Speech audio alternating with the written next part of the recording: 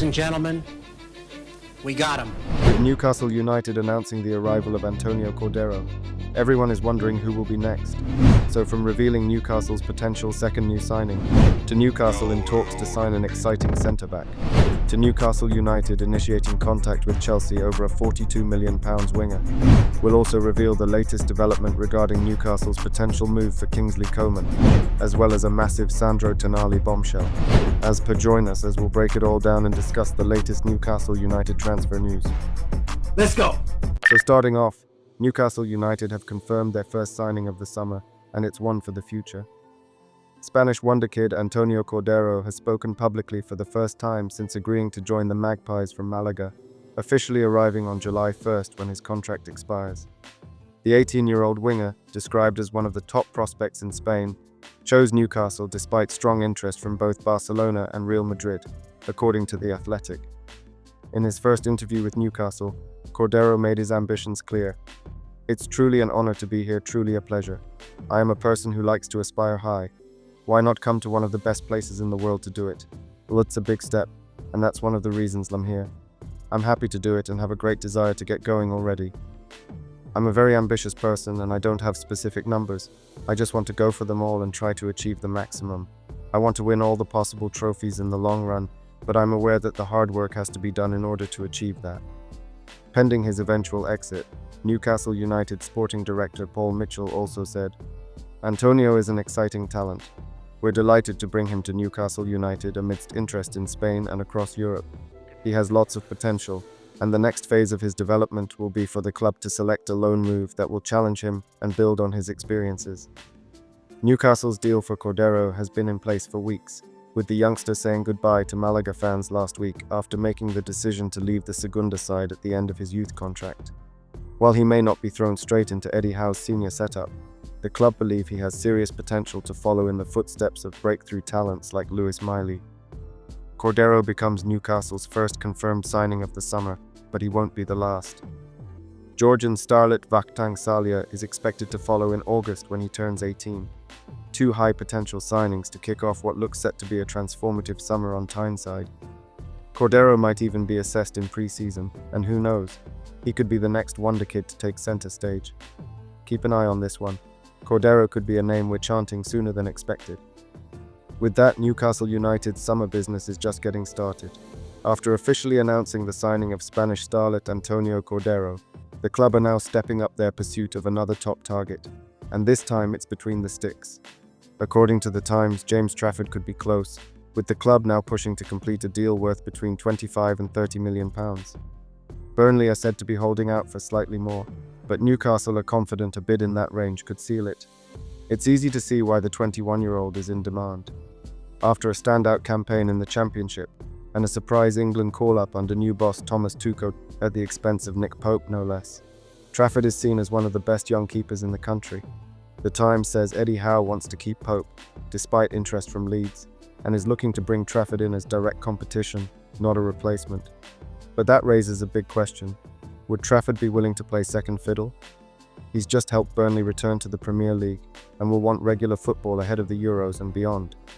If assurances can be made perhaps about eventually taking the number 1 shirt, the move makes a lot of sense. He's young, brave, and excellent with his feet, something Newcastle have lacked under Pope, who remains an elite shot stopper but is limited in possession. Signing Trafford could be key to evolving our build-up play and becoming a more progressive side in Europe next season. 3 clubs are in the race, including Newcastle, with Manchester City, who included a buyback clause when they sold him, and Chelsea also sniffing around. But Newcastle have made their move, and after a slow start to the summer, this could be the next big step forward. Then, in another development, Newcastle United have reportedly made contact with Chelsea to ask about the availability of winger Noni Madueke this summer, as the hunt for a new right-sided attacker continues. After missing out on priority target Brian Mbeumo, thanks to a frustrating mix of PSR constraints, inflated asking prices, and baffling decisions, Newcastle have been forced to work their way down a carefully prepared shortlist. Thankfully, unlike last year's all-or-nothing approach, the club have spread their scouting net wide this time around.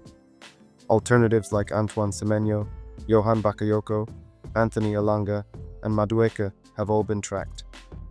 While interest in Semenyo and Bakayoko appears to have cooled, a new report from Court Offside claims Newcastle have now inquired about Madueke's situation at Chelsea. Newcastle had already shown interest in Madueke last summer, before he fully settled into life in the Premier League. Since then, he's broken into the England setup and delivered several strong performances for Chelsea, making the prospect of signing him considerably more complex. With Madueke ranking 4th in the Premier League for successful dribbles last season, it's no surprise his stock has risen sharply. Chelsea, who paid £29 million to sign him in 2023, are said to want to keep him. But the same report suggests they might be willing to sell if they receive an offer in the region of £42 million. Newcastle, however, value him closer to £35 million. Truthfully, many supporters wouldn't mind if the club just paid the £42 million. Yes, Madueke still has raw edges to smooth out, but under Eddie Howe's coaching, there's a belief he could develop into a top-tier Premier League forward. The more likely scenario, though, is that Newcastle shift focus to Anthony Elanga, who ironically might end up costing even more than Madueke. Right now, though, most fans just want to see Newcastle make an actual bid for someone.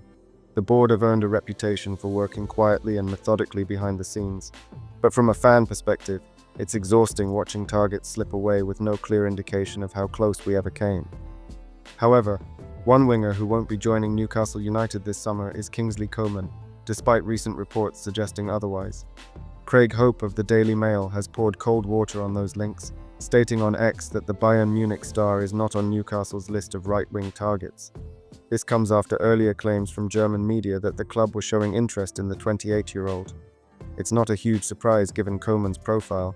He's predominantly a left-sided player, will turn 29 next week, commands massive wages, and has a lengthy history of injuries, even if his talent and pedigree are unquestionable. While Coman is not in the frame, Hope did reveal two names that genuinely are.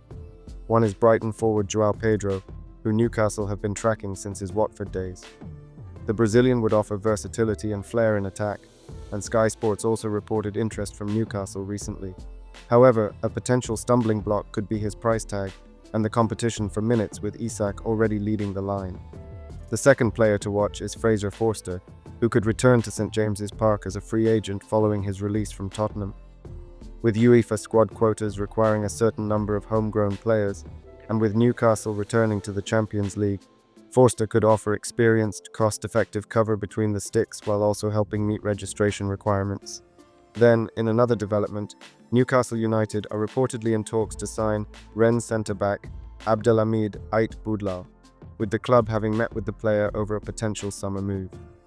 Earlier this week, the Mail revealed the Magpies' interest in the 19-year-old, who impressed at the recent Under-20 African Cup of Nations and has caught the eye of scouts, including Steve Nixon, who is said to be expanding the club's scouting presence in Africa.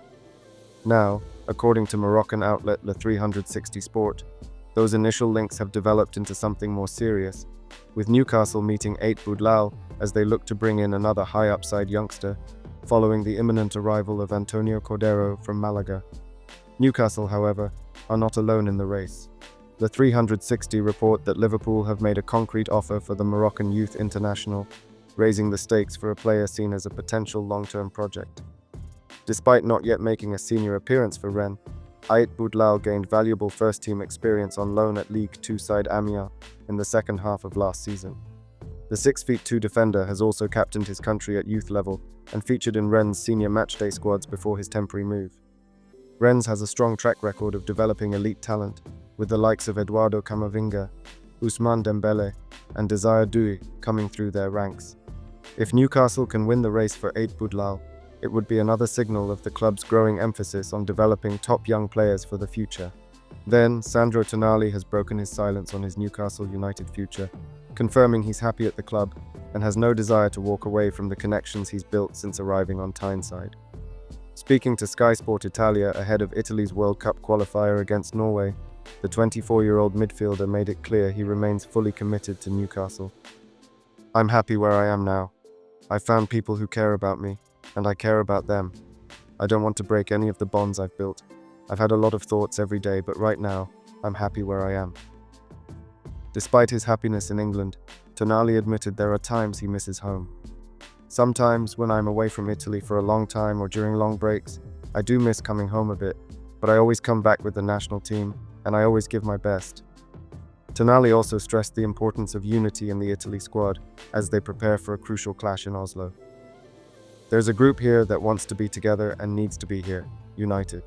There's a desire to face these 10 days as a real team, staying close and trying not to make things harder for ourselves. He reflected on winning the EFL Cup with Newcastle earlier this year, describing it as a hard-fought and emotional achievement. It was beautiful because it was hard.